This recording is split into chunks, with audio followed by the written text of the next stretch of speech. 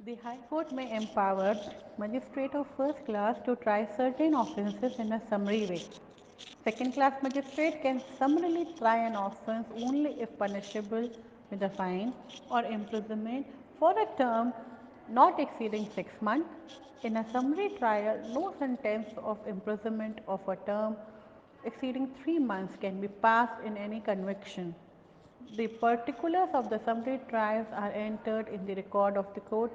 In every case tried summarily in which the accused does not plead guilty, the magistrate records the substance of the evidence and a judgment containing a brief statement of the reasons of the finding. A criminal trial will have the following distinct stages. अब क्या होता है student, जो high court होती है उसके पास empowerment होती है मजिस्ट्रेट की, यानी कि हाई कोर्ट जो है वो मजिस्ट्रेट को गाइडलाइंस दे सकती हैं, बता सकती हैं कि कौन सा ऑफेंस कौन सा मजिस्ट्रेट सुन सकता है। तो जो फर्स्ट क्लास मजिस्ट्रेट्स होते हैं वो लोग बड़े बड़े केसेस सुनते हैं जिसके अंदर जो इम्प्रिजनमेंट है वो 2 साल से ज़्यादा की होती है, जिसमें लाइफ सेंटेंस हो सकती है, डेथ हो सकती है, 7 साल 8 साल 10 साल 14 साल की सज़ाएँ डिक्लेयर होती हैं। जबकि जो सेकंड क्लास मजिस्ट्रेट है उसके पास अथॉरिटी नहीं होती किसी को कन्विक्ट करने की, कन्विक्ट मतलब किसी को सज़ा देने की, क्योंकि वो छोटे छोटे केसेस सुनता है, सम्मन केसेस सुनता है जिनमें जो सज़ा होती है वो ज़्यादा 3 महीने 4 महीने या 6 महीने इस तरह की सज़ा उसके अंदर डिक्लेयर्ड होती है। तो उन सारे केसेस को हम लोग सम्मन केसेस कहते हैं और उनको सेकंड क्लास मजिस्ट्रेट ही ट्रायल कर सकता है। अब इन सब चीज़ों की भी स्टेजेस होती हैं जो 1 बाय 1 स्टेजेस में काम करती है। जैसे अगर हम पहले स्टेज की बात करें तो जो पहला स्टेज है वो है हमारा फ्रेमिंग ऑफ चार्ज और इशुएंस ऑफ नोटिस। किस तरह के से चार्ज फ्रेम करे जाते हैं, चार्ज मतलब जो आपके ऊपर सेक्शन लगती हैं, धाराएं लगती हैं आपके ऊपर, कि जैसे अगर आपने मर्डर किया है तो वो 302 में आपने मर्डर किया है, आपने अगर चोरी करी है तो 153 में आपने चोरी करी है, आपने अगर किसी को अटेम्प्ट टू सुसाइड किया है तो वो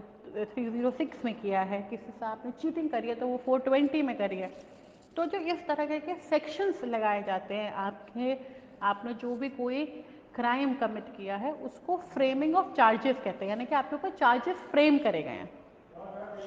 उसके ऊपर किस तरीके से नोटिस इशू होंगे, किस तरीके से इन्वेस्टिगेशन होगी, किस तरीके से बुलाया जाएगा और किस तरीके से आपके ऊपर इंक्वायरी इस्टेब्लिश होगी, वो इस टॉपिक के अंडर हम पढ़ेंगे। Framing the charges and issuing notices indicates the beginning of a trial. At this stage, the judge is required to shift and weigh the evidence of the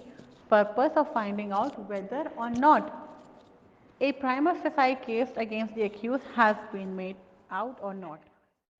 On the other hand, if the judge considers that there is no sufficient ground of proceedings, the judge discharges the accused and record the reason for doing so. Again, the charge shall be read out and explained to the accused, and the accused shall be asked whether he or she pleads guilty of the offence charged with or claimed to be tried. अब student क्या होता है, जब framing of charges की अगर हम बात करें तो सबसे पहले कोई भी ट्रायल यानी कोई भी केस जो कोर्ट में चलेगा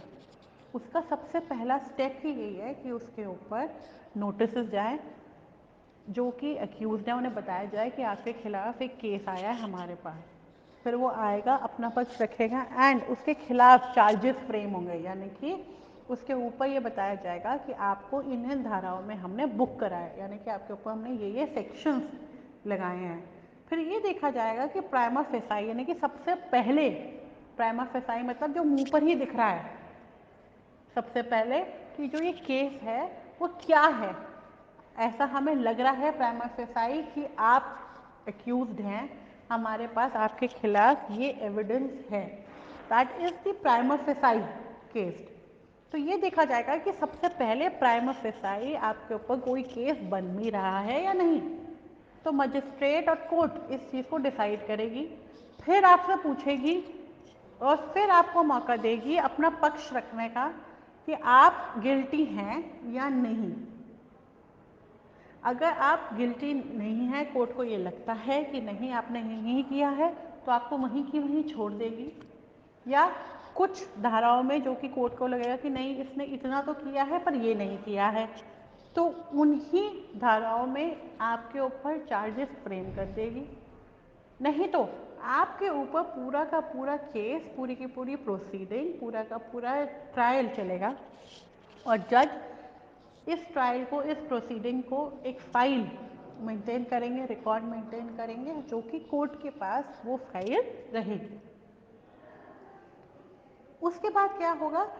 जो अक्यूज्ड है, जिसके ऊपर ये चार्जेस लगे हैं, जिसके ऊपर ये सारी चीज़ें बेस्ड हैं कि आपको हमने नोटिस भेजा है, हमने आपको बुक किया है इन चार्जेस में, उसको मौका मिलेगा अपना पक्ष रखने का कि वो गिल्टी है या नहीं।